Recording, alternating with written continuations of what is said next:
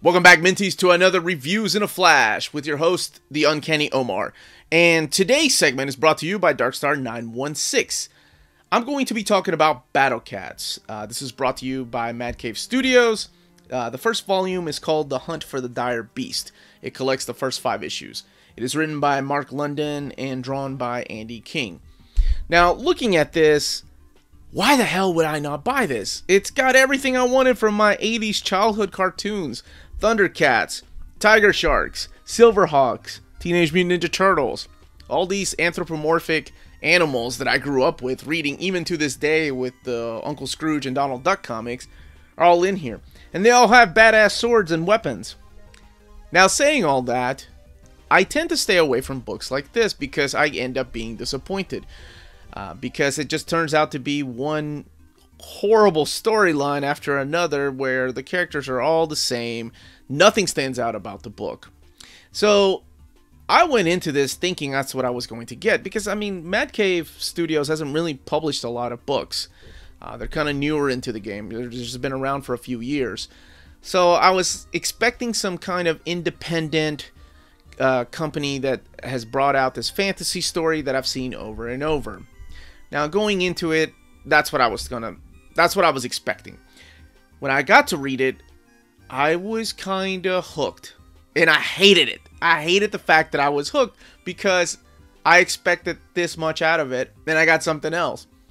It was one page turner after another. There's 5 issues in here that are collected. And after I got to the end of each issue, I was like, oh, I'll just read one more. This is fun. And then by the time I got to the 4th issue, I was like, well, I might as well finish it out. By the time I got to the 5th issue, I was like, shit, I want more. And I hate that I want more because this speaks to the 13-year-old in me. But for some reason, somebody my age is still enjoying this kind of stuff. So yes, it's very Fantasy 101. The basis of it is there's these group of 5 cats known as the Battlecats. They're the elite warrior group for a king. Now, this king is also a feline. He is a lion.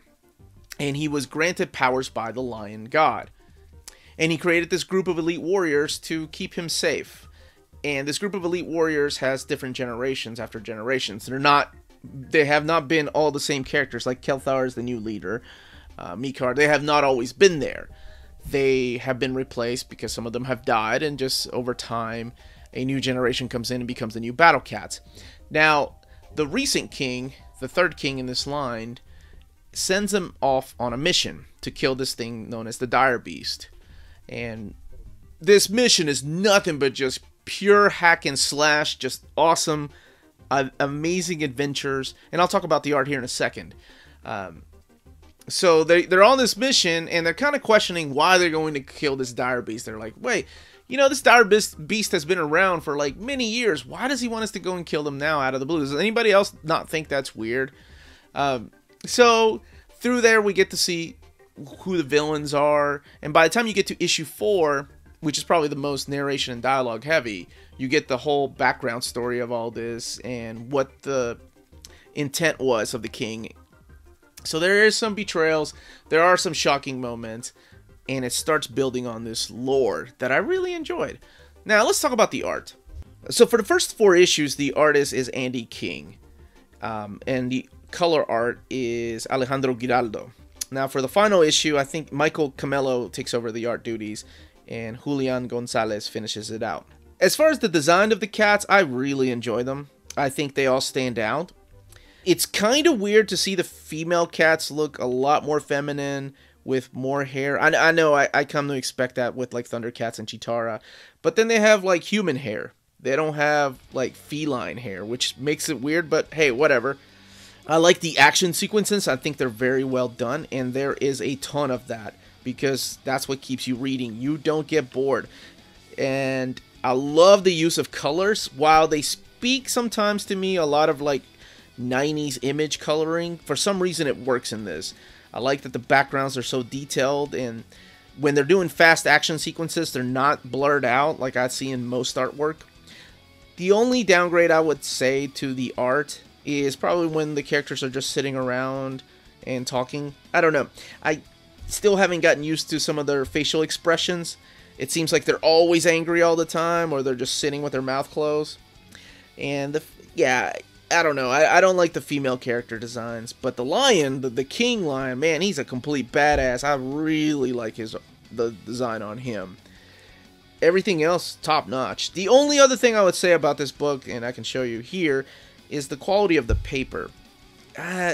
It's not glossy. It's that thick comic book paper that we're used to. So the book itself, even though it's 5 issues, looks pretty thick compared to other trade paperbacks. Really, that's about the only thing I would say negative about the collection. In the back, you get maps of the towns in the cities, how it's been split up into 5 kingdoms, and you get the character designs of, like I said, Kelthan, and all the other characters in the book, even some of the minor characters that pop up. So overall, I really enjoyed the book. I think it's building on a lore that I want to see more and more of. I love that it's building this world of 5 different segments of territory that are owned by different animals, because cats aren't the only ones here.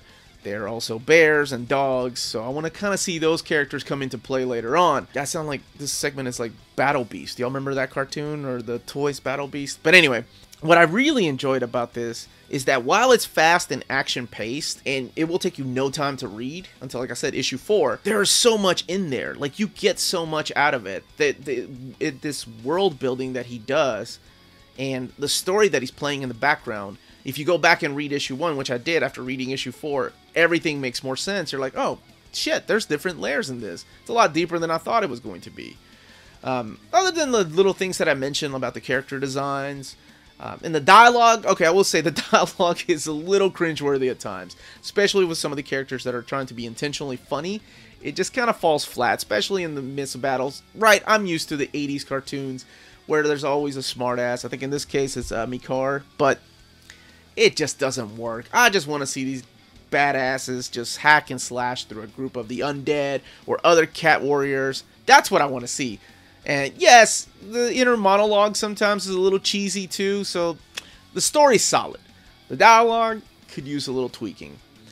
So that being said, I'm going to give this I think a fair grade would be a 3.5. It's a solid book. I highly recommend it, especially if you enjoy a lot of the 80s cartoons, if you grew up with that era, or even 90s with like Street Sharks. Why the hell did I say Street Sharks? I didn't even watch that. Or Teenage Mutant Ninja Turtles and cartoons like that. It's a badass, fun book, and I think most people will enjoy it. It's not the most unique story. It's not rewriting the history of fantasy books or fantasy lores and comic books, but I think it's a fun book, and it's one that kind of stands out above other independent stories that I've read that are very similar. So again, this was the Uncanny Omar. Thank you very much for watching. Don't forget to hit that like and subscribe button if you enjoy these segments. Like I said, we're going to be throwing them out about 4 or 5 times a week now that we can get more reading done, so this is nice. Don't forget that we also have a Patreon if you want to support the channel if you enjoy our content. And remember, if it's classy and cool, it must be near mint.